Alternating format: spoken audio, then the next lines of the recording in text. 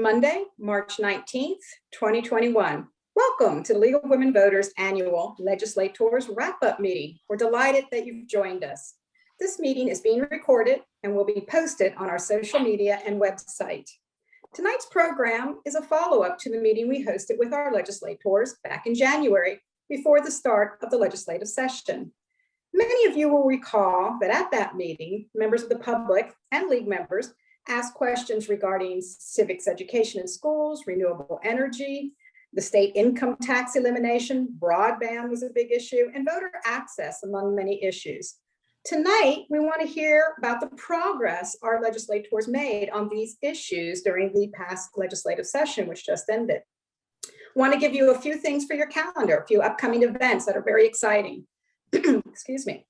The league members, all league members across the state of West Virginia are invited to our state convention, which will be held on Saturday, May the 15th at 9:30 a.m. Now, our guest speaker is one that you will not want to miss. Dr. Kenneth Martis, Emeritus Professor of Geography at WVU and an expert in geography of elections, the geographical aspects of American political culture, and legislative redistricting and gerrymandering, will discuss these issues as they apply to West Virginia. This convention will take place via Zoom, and Dr. Martis will speak at 1 o'clock. Please visit our website or on Facebook for more information, but if you see nothing else this year, catch his presentation. Our local League of Women Voters of Jefferson County will hold our annual meeting on May 18th at 7 p.m. on Zoom. This is an annual meeting. We'll hold elections and we'll set priorities for the next coming year.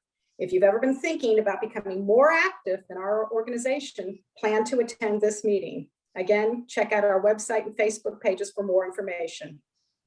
Now, I would like to turn and give you a little history of the League's legislative wrap-up and formal meetings. As part of its yearly programming, the League of Women Voters of Jefferson County has hosted an annual meeting with our delegation from Jefferson County for years. And to facilitate an informal yet meaningful discussion, we usually host these meetings with a breakfast banquet. So although we're going to be physically distant this year, we hope that the value of this meeting, not only in inquiring and sharing information, but also facilitating fellowship, won't suffer due to the video camera that separates us. We've invited all 5 of the Jefferson County legislators to join us this evening, and I'm thrilled to see that 4 of them have joined us.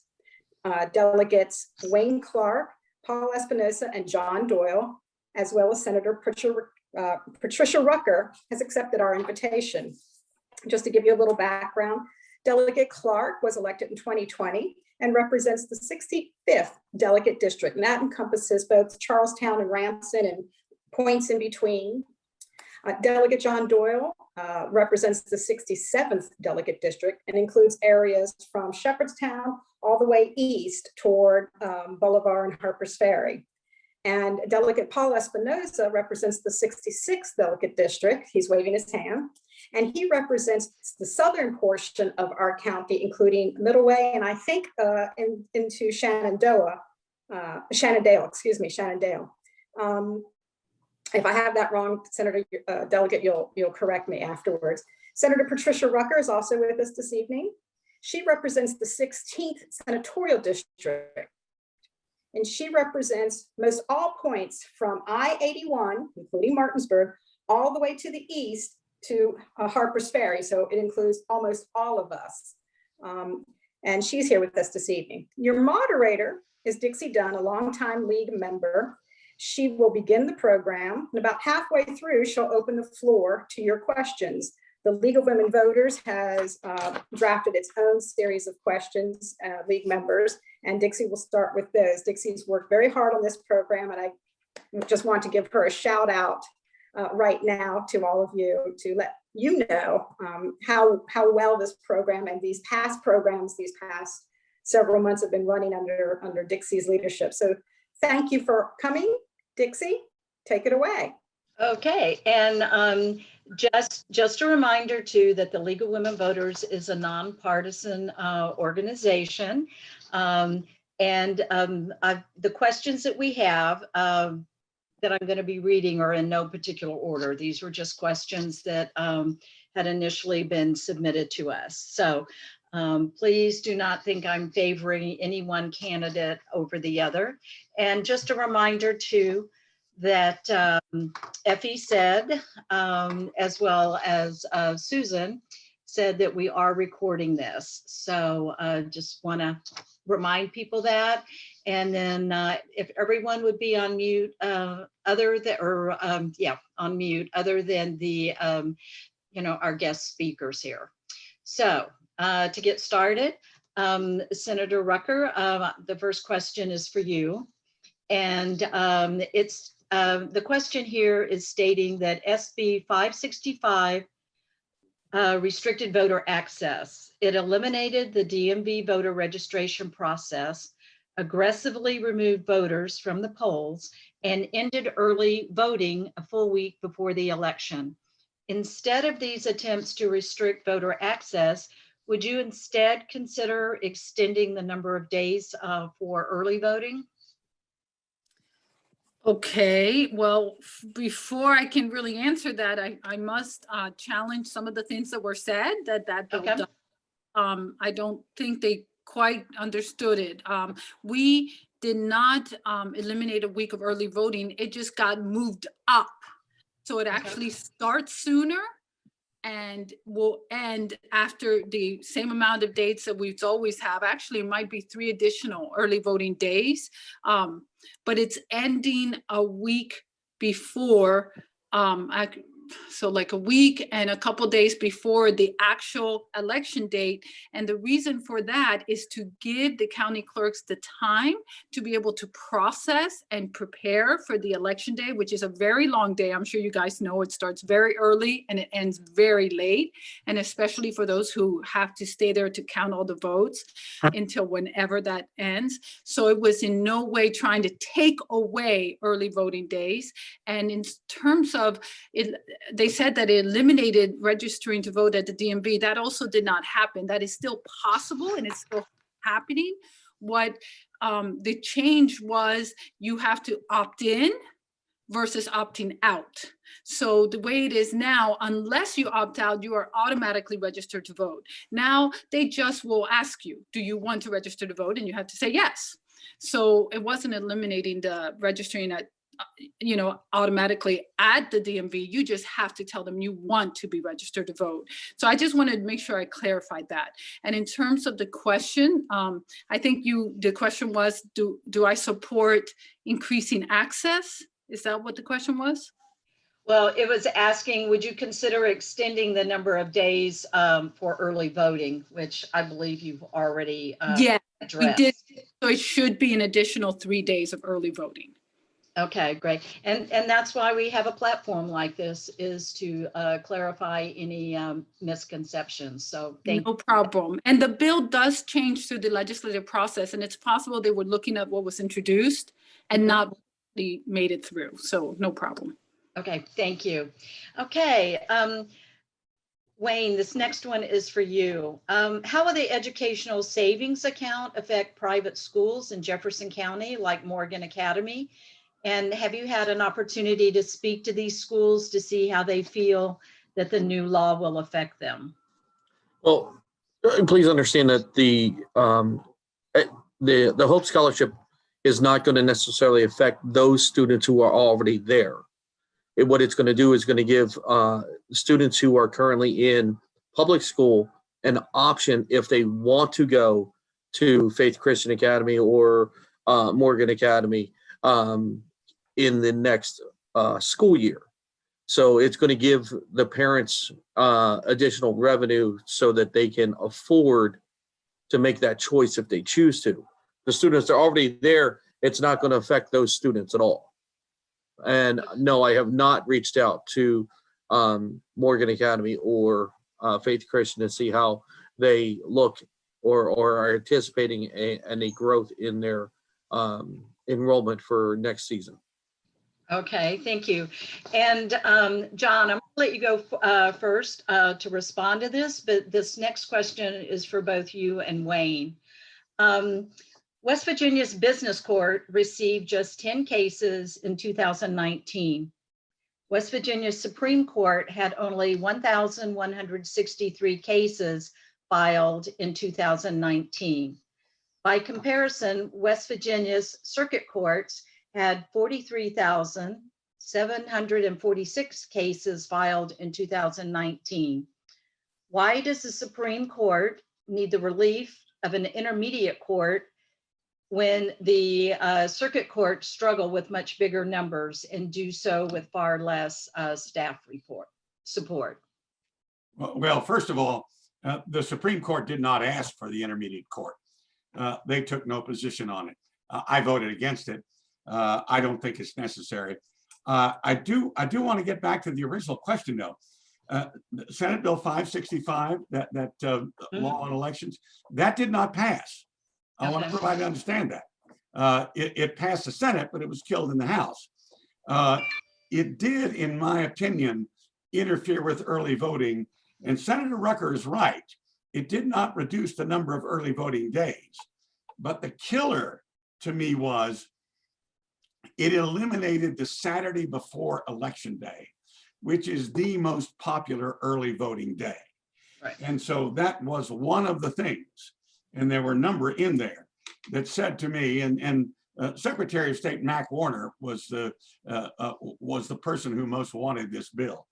And that is what said to me that Secretary Warner was attempting to make it more difficult to vote.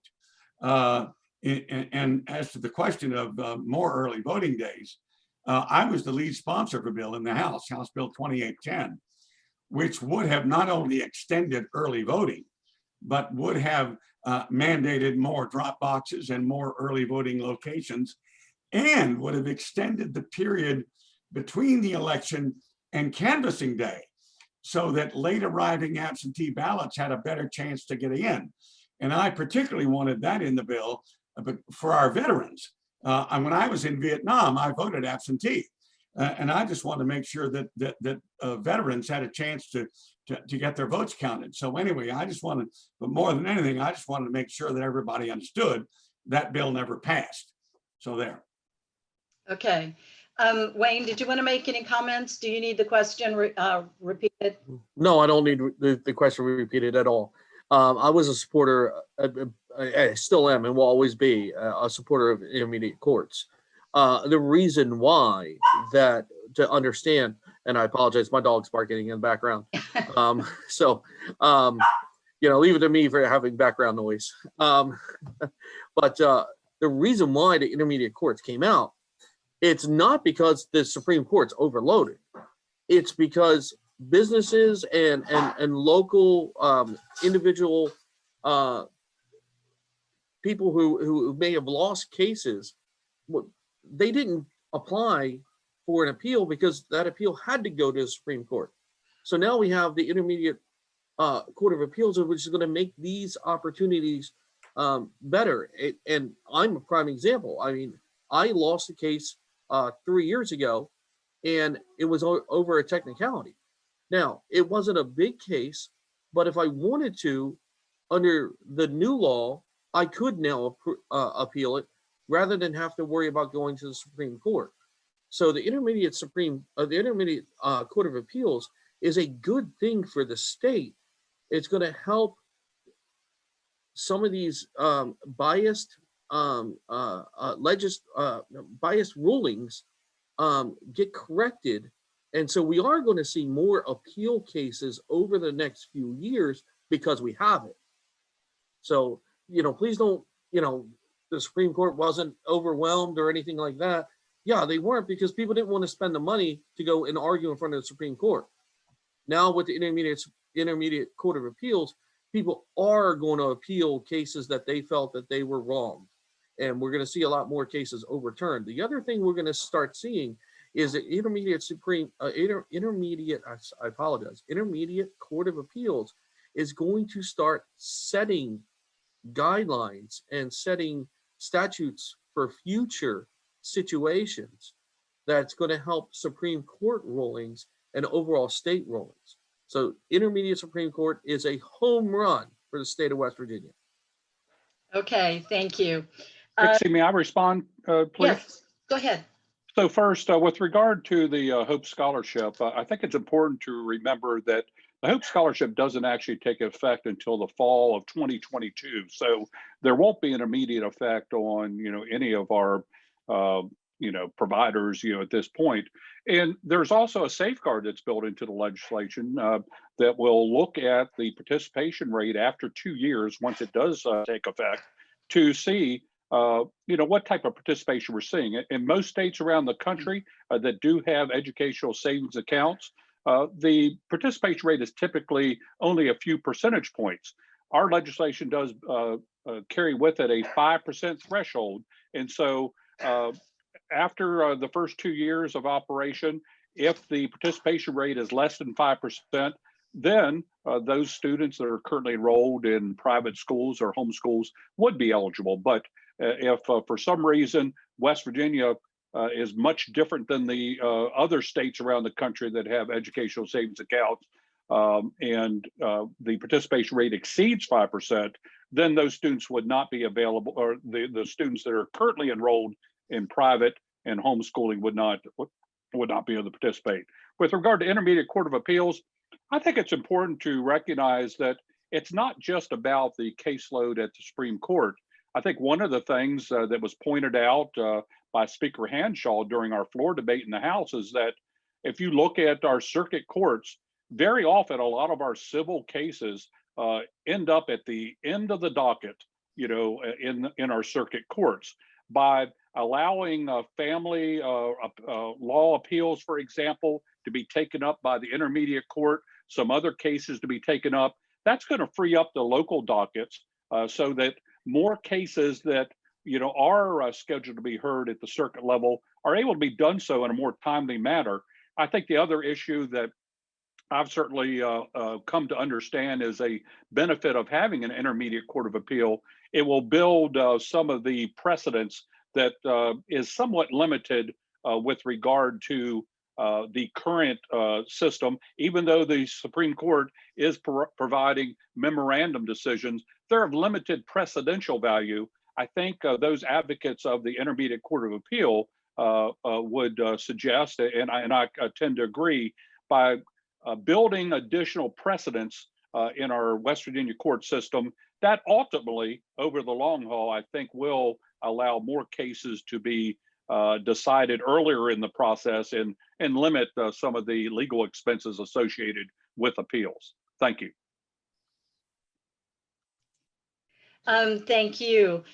Okay, this next question is directed at John and Wayne. And the question is, who came up with the idea of paying people to move to West Virginia?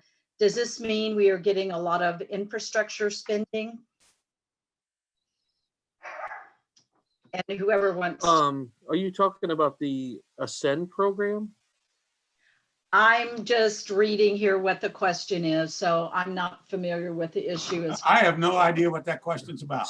Okay. All right. I was appointed on the remote work task force, remote worker task force by Speaker Henshaw for this upcoming interim session. At the same time, a program that was just released a few days ago on social media called Ascend talks about bringing in remote workers and giving them up to a $12,000. Now that's not anything to do with the legislative body. This is something that I is geared kind of from the state, the tourism programs, but it's nothing from the legislative body. So we didn't pass anything that's paying people to move in. This Ascend program is something that's completely different, but it is kind of related to the remote worker task force that I'm on for the interim committee. If I could then, if Yep, we're going to do that, if we're going to in any way pay people to move in, the legislature would have to approve it because it is the prerogative of the legislature to appropriate money. Well, I think it's important to recognize that this is a privately funded program. There are no state dollars that are involved in this program.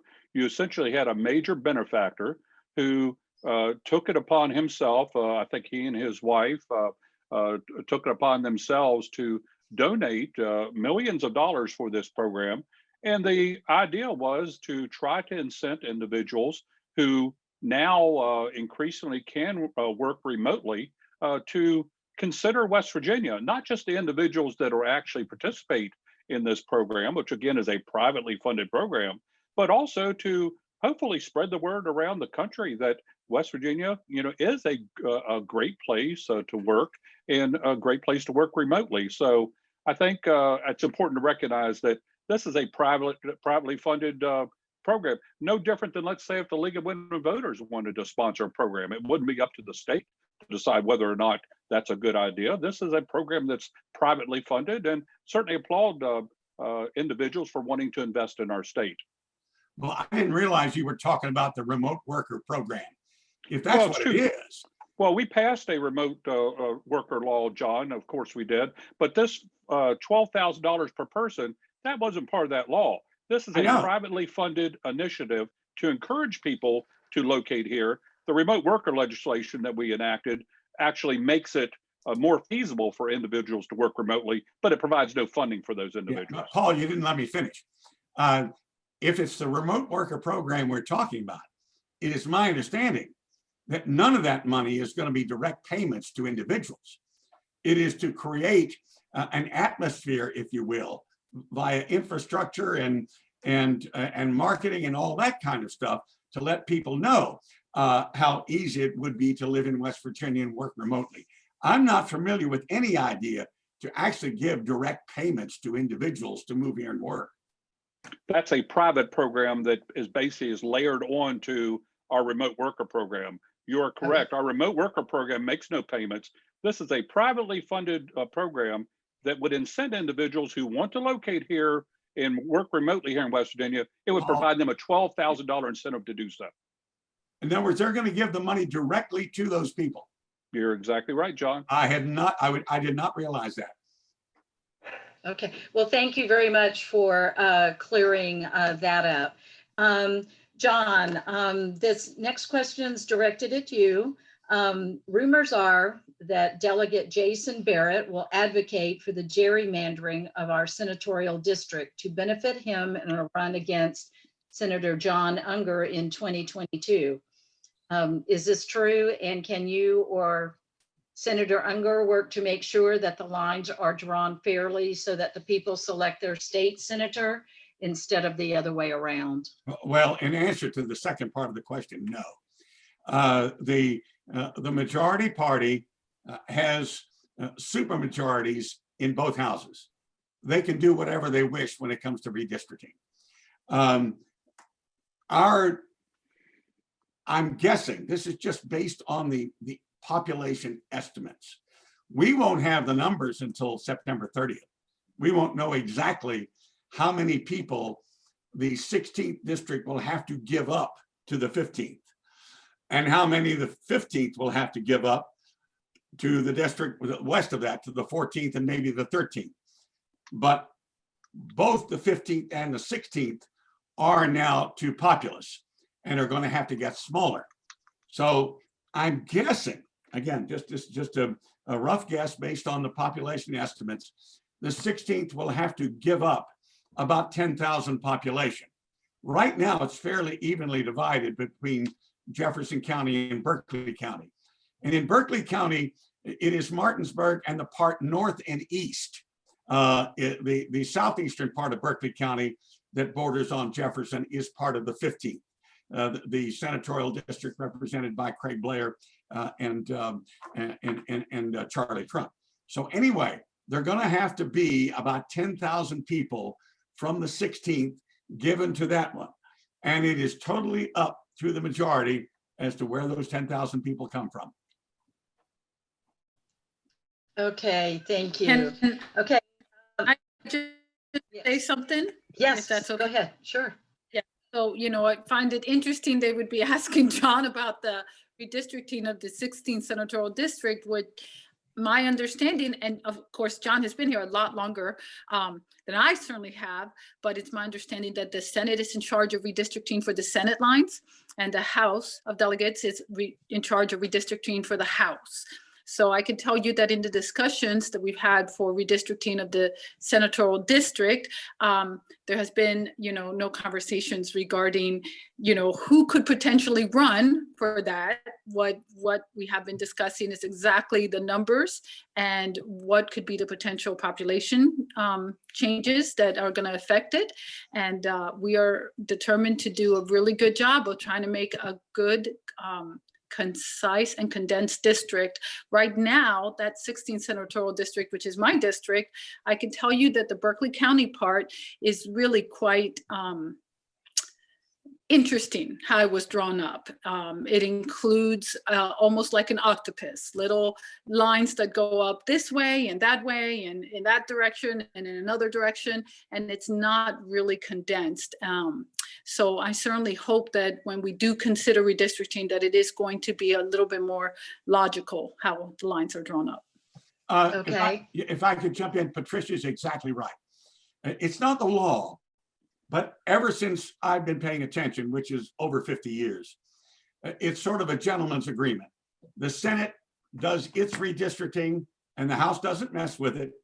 The House does its redistricting and the Senate doesn't mess with that. And I anticipate that will continue. Okay, thank you. Dixie, if I may weigh in for just briefly. First, in response to the last question, I neglected to mention the benefactors for that Ascend program. That's Intuit Chairman Brad Smith and his wife, Celeste. Again, privately funded, so certainly commend them for their generous donation. Whether or not you agree with the program, it's private money.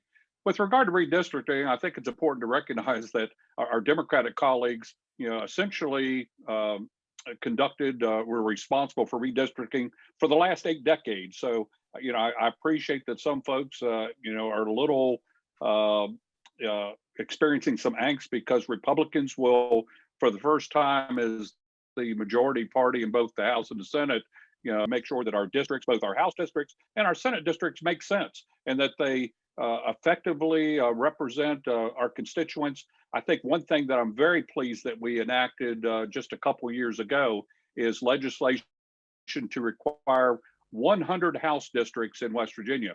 That's not uncommon here in the Eastern Panhandle where we're accustomed to having single member districts. However, there are currently a number of multi-member districts in the Morgantown area. I think there's a 5-member district. Harrison County, I think 4. Down in Kanawha County, I think still 3 or 4. Fayette County, I believe, has 3 or 4. With this next round of redistricting, we will have 100 single member House districts, which will make our delegates much more responsive, I believe, to their constituents by shrinking the size of those districts as opposed to having these very large multi-member districts where it's very expensive to run races and it's very difficult for a non-incumbent to be successful in some of those races. Thank you. Thank you, Paul. Okay, Patricia, this one, I don't like the way the question's worded, so I'm going to change it up a little bit. And I would just like to know what your thoughts are on vaccinations, and I guess in particular the COVID vaccination. And there was another question, which I mean, it's your own personal decision, and you don't have to share that with us, whether or not you and your family are vaccinated. But can you sort of express how you feel about vaccinations in general, and then in particular the COVID vaccination?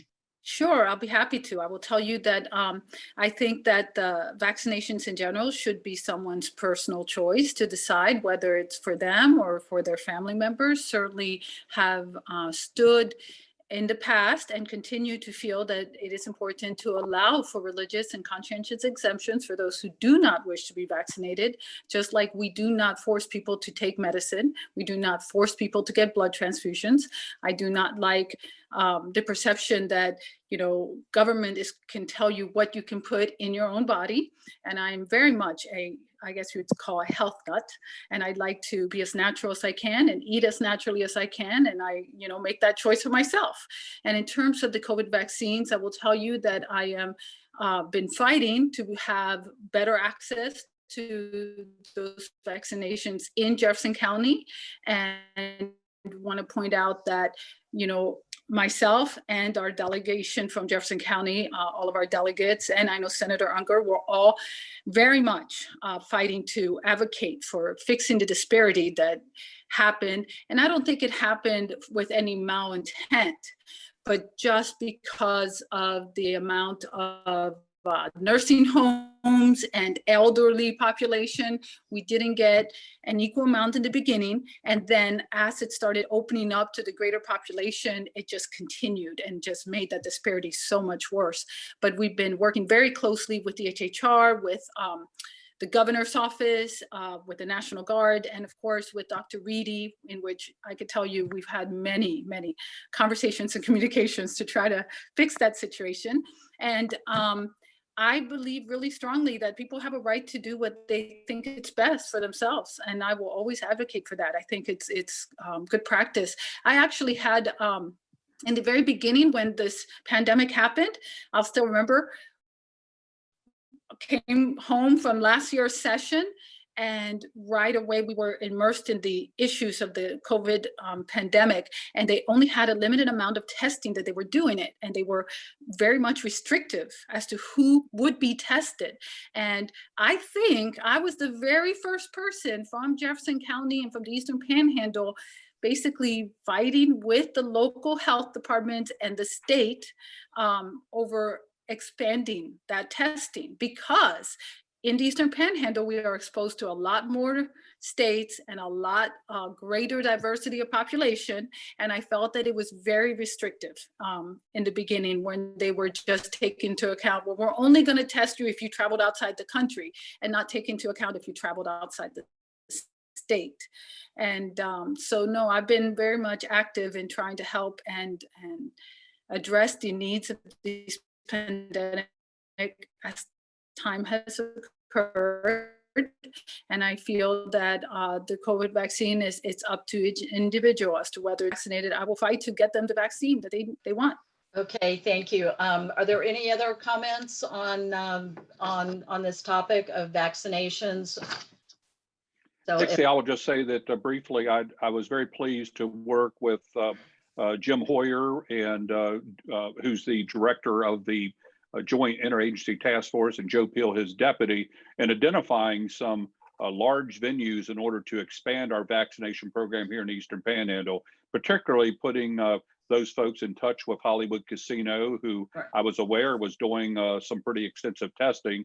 Did reach out and asked the Hollywood Casino if they would be willing to host a large vaccination event, and Scott Saunders, general manager there, said, absolutely, we will do whatever we have to do to support that. So was happy to play a leadership role in getting that. I think the key now, Dixie, is to try to encourage folks to take advantage of it. While we have seen some good numbers at that clinic, they're set up to handle about 5,000 vaccinations per day. I think last Thursday, I think they had about 3,000, about 2,500 the previous Tuesday. Again, would love nothing better than to make sure that everyone who does want the vaccine receives it. So please would certainly welcome anything the league can do to encourage folks to take advantage of that opportunity if they wish to have the vaccine. Yeah, definitely. Okay, Wayne, where do you stand on the issue of abolishing the income tax in West Virginia? Good question. Yes, we should look at eliminating the personal income tax in the state of West Virginia. However, we cannot move the money and bring it in from some other taxing. I stood behind Delegate Householder's original House Bill 3300, 100%. I do not believe that we need to increase taxes on different areas just to get rid of personal income tax. That is 100% why the House voted against the Senate version, which mirrored what the governor's version was. If we can figure out a way to get rid of the personal income tax here in the state of West Virginia, it will gear and drive people to the state of West Virginia. But we have to do it smart. We can't just raise taxes on other things that other people that middle class or lower income live off of. I do not believe in just moving tax from one spot to the other to make it look good on paper.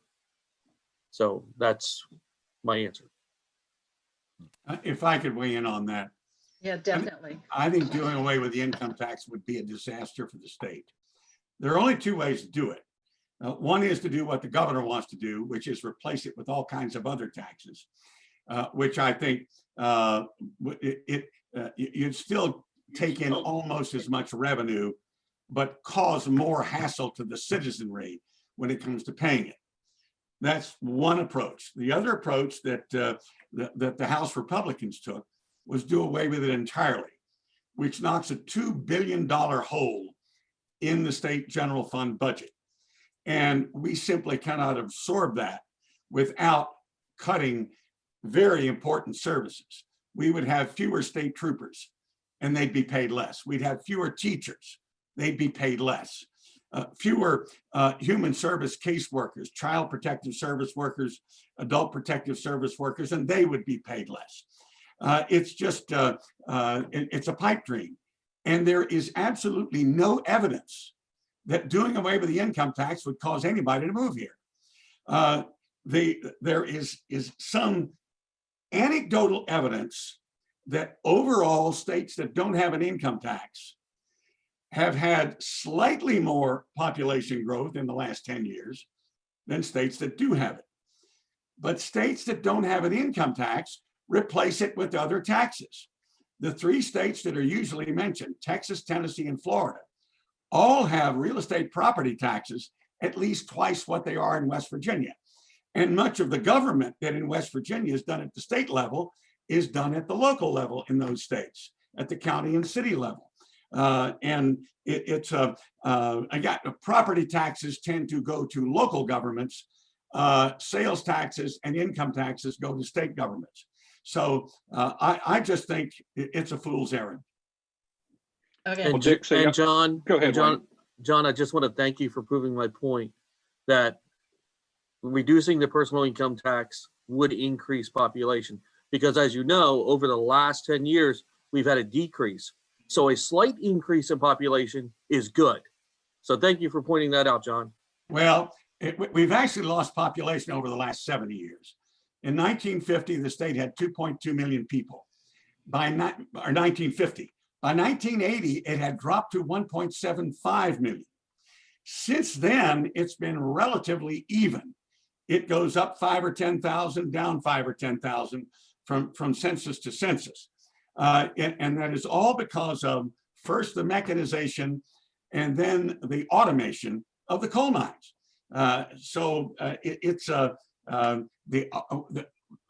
Doing away with the income tax is being promoted by the governor as a way to bring 400,000 people to West Virginia. If we have the right kind of services, people are going to move here anyway. It's not going to be because we did away with the income tax. If we do away with the income tax, they won't come. If we instead keep it and provide the right level of public services, education, law enforcement, environmental protection, that sort of thing, then they will come. Dixie, Okay. while I did not support the governor's plan, which made significant tax shifts, I do remain committed to providing meaningful tax relief for West Virginia taxpayers. And as John noted, the House did pass a plan that did begin to reduce the personal income tax without raising taxes. And I think we did it in a responsible manner. If you look at the budget that we passed, we were able to pass a fiscally responsible $4.495 billion general revenue budget that was actually $73 million less than what the governor proposed. And I think we did that in a responsible manner, with West Virginia being one of the few states in the country, if not the only state, that will experience a decline in population when we see the census results. We simply cannot continue to allow state government to grow beyond what our taxpayers can afford. So will we have to be fiscally responsible and look for opportunities to curtail spending and control spending? Absolutely. But I think we can do that in a way that allows us to provide meaningful tax reform. I think the good news is that while we weren't able to enact personal income tax relief this session, I think the fact is that the governor, the Senate, and the House are committed to continuing to work to try to provide some meaningful tax relief for West Virginia taxpayers. I agree with Paul when it comes to meaningful tax relief. I was the lead sponsor of an amendment to the House's tax reform bill, the proposal to eliminate the income tax, which would have simply reduced everybody's personal income tax this coming year by $150 across the board. If you were making $100,000 a year, you paid $150 less. If you were making $20,000 a year, you paid $150 less. That's a responsible way to cut the income tax. I do think we can cut the income tax. We cannot and should not do away with it. Okay, well, I did get my AARP magazine this month, and in the very back of it was an article stating that it looks like that the tax on Social Security, as far as West Virginia goes, is gradually going to be going away. So I can sure say that, well, and again, it's based on income. I believe the $100,000 or below would be gradually decreased up until, I think, 2023. And then there would be no tax on Social Security. So while that's a good thing, is there any comment on that from anybody? Well, pleased to support that legislation, Dixie. I believe we enacted that legislation, I think it was 2 years ago now, and it was a phased reduction. There is a needs-based element to that legislation, but still certainly support providing that tax relief for our seniors who, I think arguably deserve tax relief perhaps more than anyone. So happy to see folks getting to benefit from that legislation we enacted a couple of years ago. Okay. John, okay, let's see. I think, okay, I'll just read the question here. It says, I understand that the voter registration, or may I say voter suppression, proposed legislation is shelved until the next session. I get the impression that Secretary of State Warner would just as soon roll back voting such that only white men of property are allowed to vote. What do you think is the future of this proposed legislation? Well, as I mentioned before, that bill was defeated in the House. Moore Capito, the chair of the Judiciary Committee, simply declined to put it on his agenda, and it died. I wouldn't go that far criticizing Mac. I do think that he is of a mindset that you have to earn your way to vote. You need to prove yourself. Go like the postman, rain, fog, snow, in the dim of night. You got to claw your way through that to be able to vote. I don't believe that. I think we should make it as easy to vote as we possibly can and keep voting secure. And the bill that I and 10 other Democrats sponsored would have done that. So yeah, no, I think that is unfair criticism of Mac, the way the question was phrased. Right. Thank you. Okay, Senator Rucker, what would you say is your best achievement so far as chair of the Senate Education Committee? Well, I will say probably introducing some school choice in the state of West Virginia is probably the greatest achievement, probably the hardest fought and won. But I'm also very proud of the many bills we have passed that simplified the process to innovate for our local counties to have more control, more power, to have ability to prioritize their funding. We untied their hands. We deregulated a lot of the things that were in state code so that they would have more freedom to do what they feel is important. We have pushed forward this huge West Virginia Invest program, which is essentially making it possible for anyone in the state of West Virginia to at least get a 2-year education and and it'd be paid for. Of course, this is only for the fields in which we are in need of in the state of West Virginia, but it was definitely a big, big achievement. And just trying to get, work towards eliminating the things that have held us back, trying to solve the teacher shortage issue, trying to get more certified teachers, trying to get more opportunities for our kids. One of the things we haven't gotten done yet, but I definitely feel like we're ready to take that on next, is going to be the vocational education opportunities. In the beginning when we first started it, and John Doyle was there, so you can probably talk about that too, but there was kind of a little bit of protectionism for the few voc ed education centers that we created in the state. And it was to make certain that they would be successful. And I totally understand that. But now at this stage, they're all thriving and they are all turning away students. They have more of our public high school students who want to attend than they can take care of. So clearly, that's a wonderful thing. So expanding and giving more opportunities. And I would love to see a voc ed center here in Jefferson County, even if it's limited. I don't expect something as big as James Rumsey, but there'd be the ability for us to have something here in Jefferson County to help our students get those skills. So, just happy to keep on working.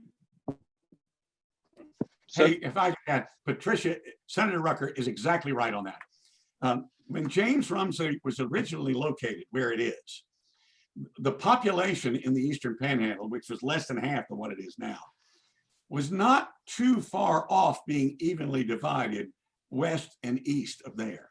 Now, the population east of there is well over 80% of the population of the 3-county area.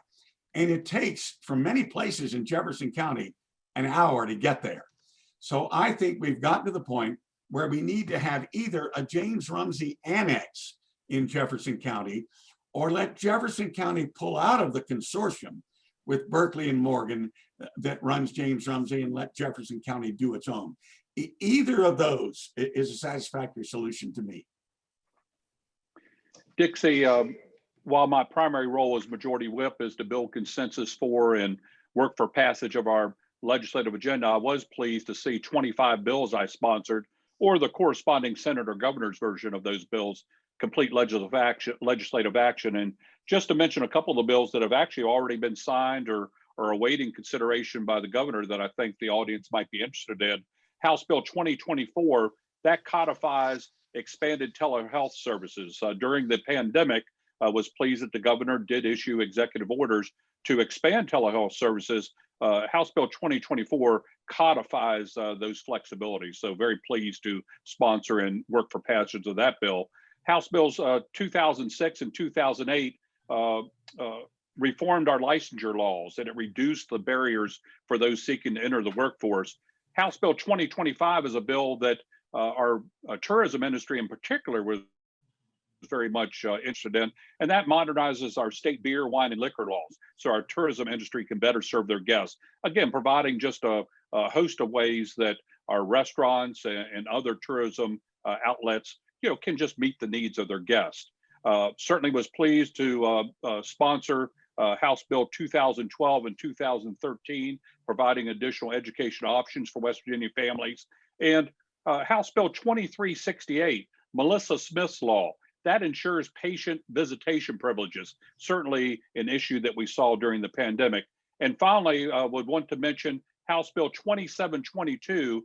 That legislation prohibits the use of Class B firefighting foam containing PFAS for training purposes. We've certainly heard some of the concerns about PFAS making its way into our water system, particularly the PFAS used in firefighting foam, perhaps at the airport in Martinsburg. Again, House Bill 2722 would prohibit the use of that type of Class B firefighting foam for training purposes. And again, that'll hopefully further safeguard our water supplies. Okay, thank you. I'm getting a few questions here coming in. If you do have a question, you can go ahead and submit it on the Zoom chat, and then I will go ahead and present that to our guest speakers. It looks like one, if any of you could expand on the broadband. I mean, it sounds like, I mean, when can we expect to see, stronger broadband service, especially, in Jefferson County? Well, Well, I think go all ahead, of us John. supported that. Go ahead, John. It's a critically important piece of legislation. Now, we do need to come up with much more funding than we did. And over time, I hope we can do that.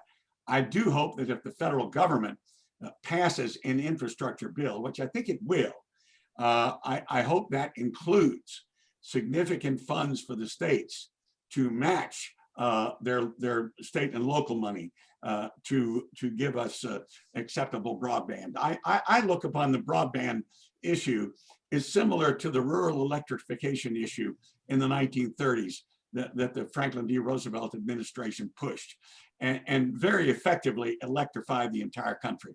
We need to do that with broadband. Okay.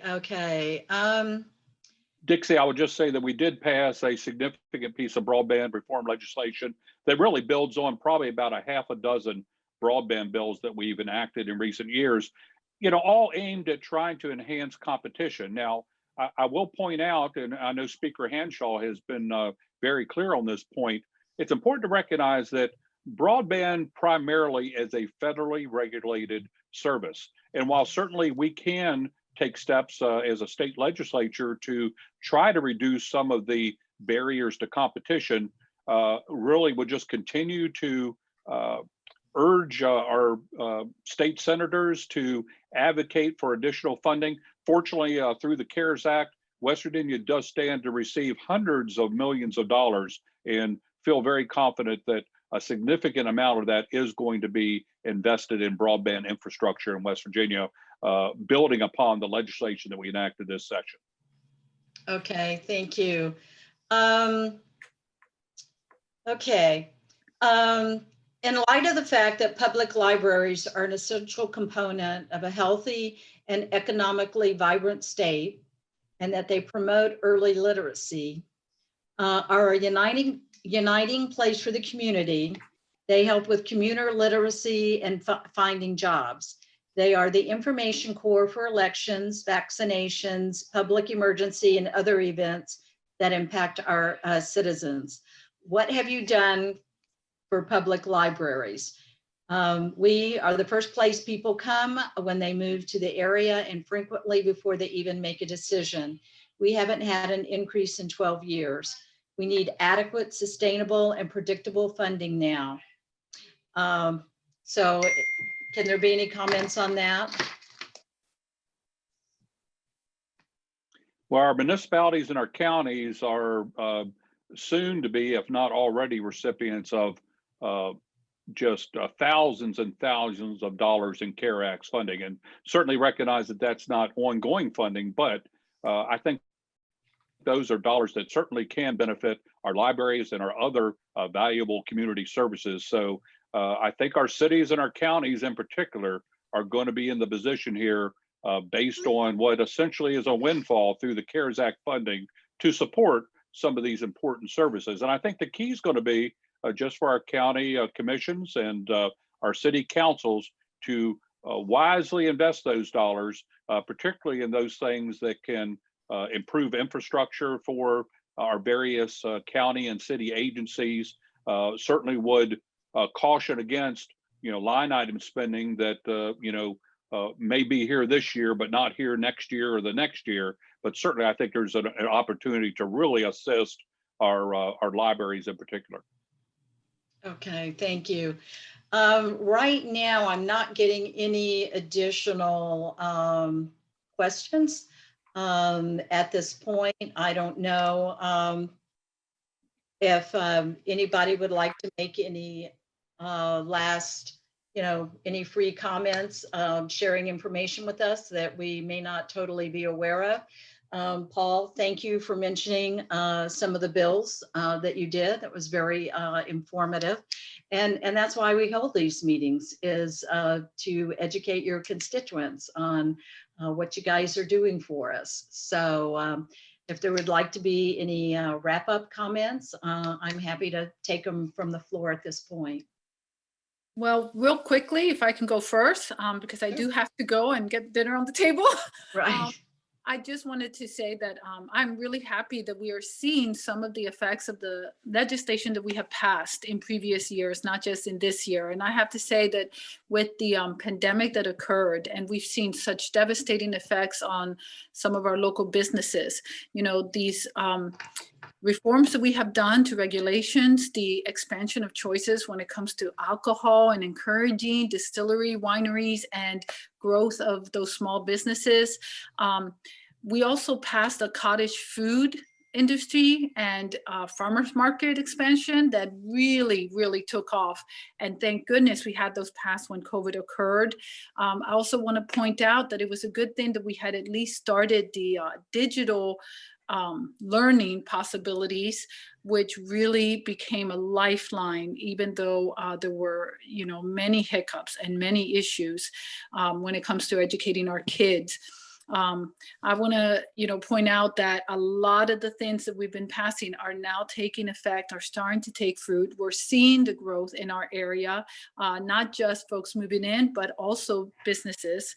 And I just want to, point these things out, because sometimes we forget that, it takes years. We pass legislation, it takes years for it to actually get implemented, for it to actually show.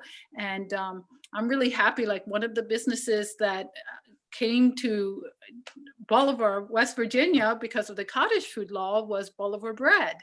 And not only did they start during the pandemic, but they have now grown so much that it's come out of her kitchen, and she is now opening in its own location with an industrial kitchen and everything. And I just love to see those kind of things. And I'm hoping that we get a lot more of that due to the legislation that we did this year. Okay. Dixie, one thing that I would just like to add, I mentioned a little bit about our budget that we enacted this session. Our general revenue budget includes a little over $1.9 billion for public education in West Virginia. That's 43, almost 44% of our budget. I think what sometimes is lost on folks, and I just became aware of it during the legislative session, once we started seeing some of the details of the CARES Act funding that was passed by Congress. Not only are West Virginia schools going to receive $1.9 billion through our general revenue budget, there's an additional $1 billion in CARES Act funding that's going to be available for our public school systems. So I think what I would urge folks to do is to encourage our local school boards in particular to make wise use of those dollars, because there is going to be just significant funding available there. Same thing with our higher education institutions. Our higher institutions are receiving an additional $250 million above and beyond what is already 407, almost $408 million. They're going to receive an additional $250 million in CARES Act funding. So lots of funding available there. I just certainly would encourage those institutions to use it wisely because it is, of course, taxpayer dollars. Thank you.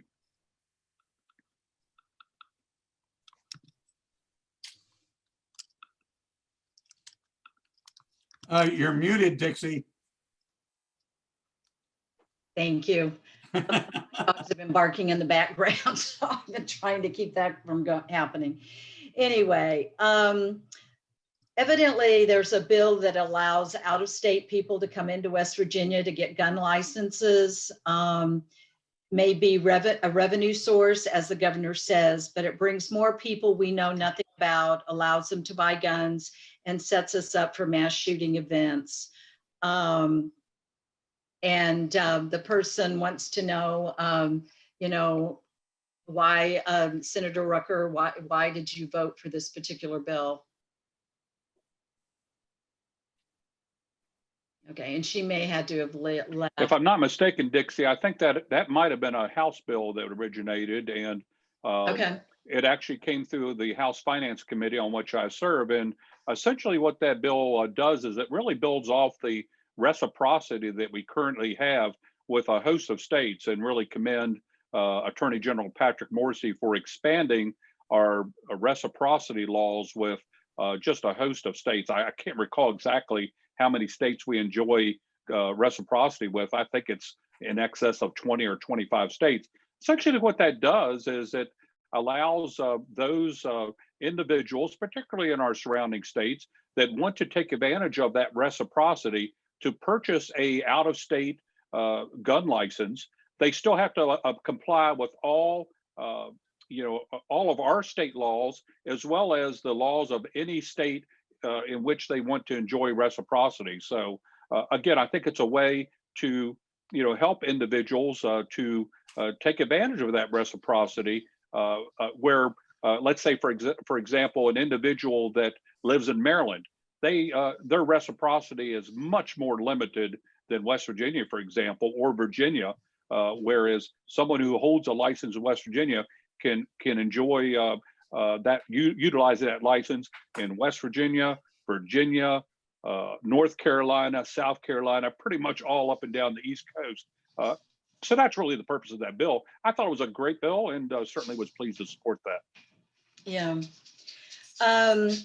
Also, somebody's asking, will some of the CARES money go for increased teacher pay?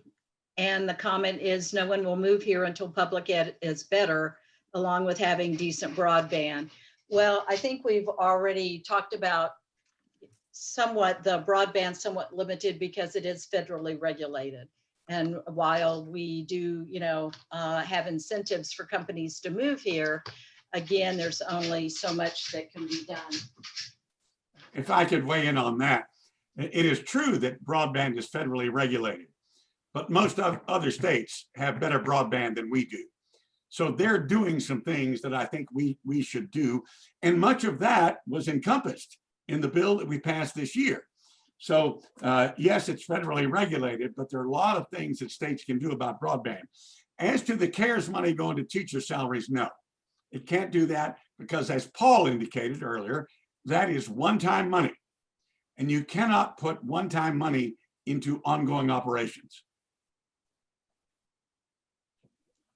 Okay, and speaking of, teacher salaries, again, is that something that's funded through the legislature as far as the increase? Well, yes, except for any local increases that local school boards are able to do and desire to do. The legislature appropriates every penny to run state government. That is one of its most important functions, is to appropriate money. I mean, the governor submits a budget to the legislature at the beginning of the session, but nothing gets done, nothing gets firmed up in that budget until the legislature approves it. Great, thank you for. And Dixie, I'll say that certainly I was pleased to support two of the largest pay rates we've had without a tax increase, the two 5% aggregate pay raises in successive years. But I think the key to continuing down that path of providing additional pay raises for our teachers, our school service personnel, and our other state employees is to continue to be fiscally responsible with our budgeting. Again, this year, because while we're seeing good signs with our economy despite the pandemic, we are seeing a good recovery here in West Virginia. Our unemployment rate, I think I heard, was down around 6% statewide.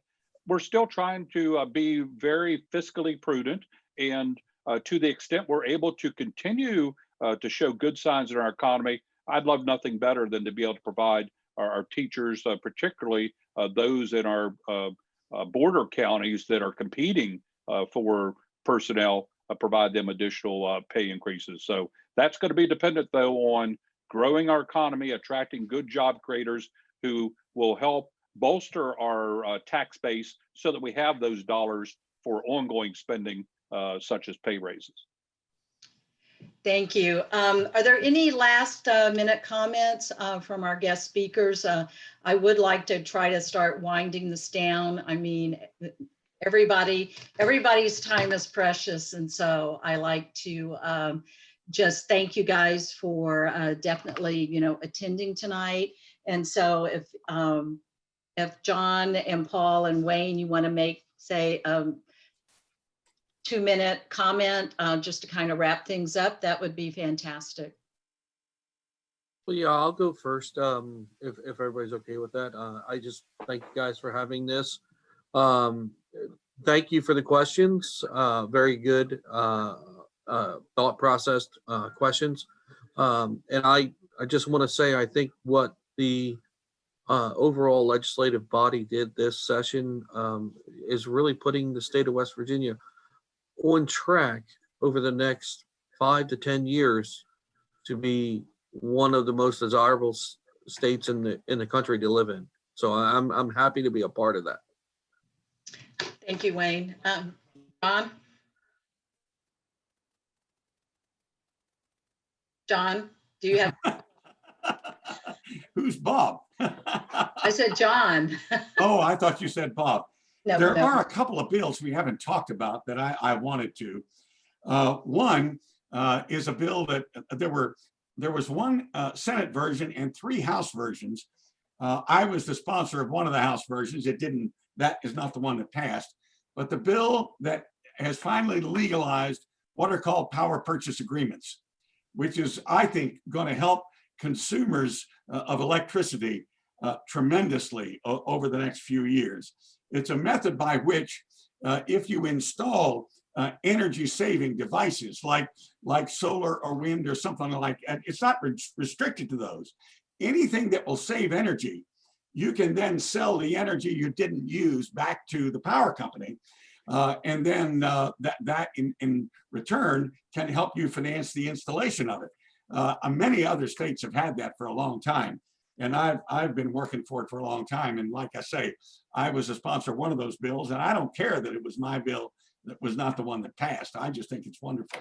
Another one was a bill that would have severely weakened the regulation in the Above Ground Storage Tank Act. Some of you may remember the bad image that West Virginia got in 2014 when a storage tank containing dangerous chemicals broke just up the Elk River from Charleston, and it resulted in 300,000 people in the Charleston area being without clean water for several weeks. That was what was the impetus of the passage of the Above Ground Storage Tank Act, which regulates those tanks.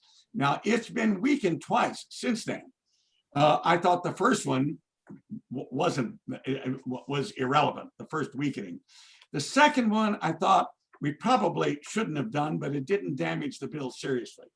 The proposal this time, which would have been to eliminate regulation of above ground storage tanks, even in what is called the area of critical concern around waterways, that would have devastated the act.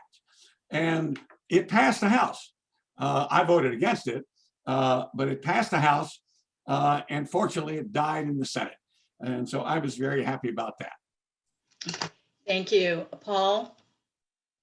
Well, Dixie, when we began the 2021 legislative session, it was difficult to predict how much of the 60-day session we'd actually complete. A number of legislatures actually had to suspend their legislative sessions because of the pandemic, but not only were we able to complete our 60-day session, I think arguably we completed one of the most productive legislative sessions since my time in the legislature. Not only did we pass our general revenue budget within the 60-day session for what, the third or fourth year. A total of 282 bills actually were completed during the legislative session. And the last I checked, I think 128 of those have actually already been signed or become law. So again, very productive session. And we approached the session really focusing on those top priority items that we thought would have the most positive impact on our state. And very pleased to report that most of those legislative agenda items were completed during this session. So appreciate those folks that reached out during the session. Certainly always welcome a local perspective on the legislation that we're considering during the legislative session. Appreciate the opportunity to participate tonight. Thank you. Well, thank you. We always enjoy when you join us because they're very, very informative meetings. And at this point, I am going to turn it over to Effie Callis. Thank you, Dixie. Thank you, delegates. And I know Patricia's already left, but thank you, Senator, for joining us this evening. It's imperative that we keep these communications going and that we have a full house. So I'm really very grateful and thankful that you've come, and also our audience. I know that sometimes it can be very confusing reading the newspaper and reading bills, and then there's substitutes, and then there's engrossed bills, and we can get really lost in the weeds, but we try.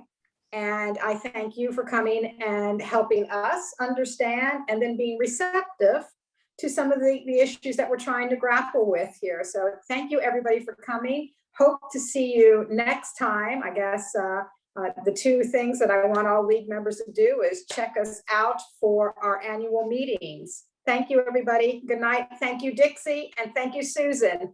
Very, very grateful for both of you. Thank you. Good night. Thank you. Good night. Night.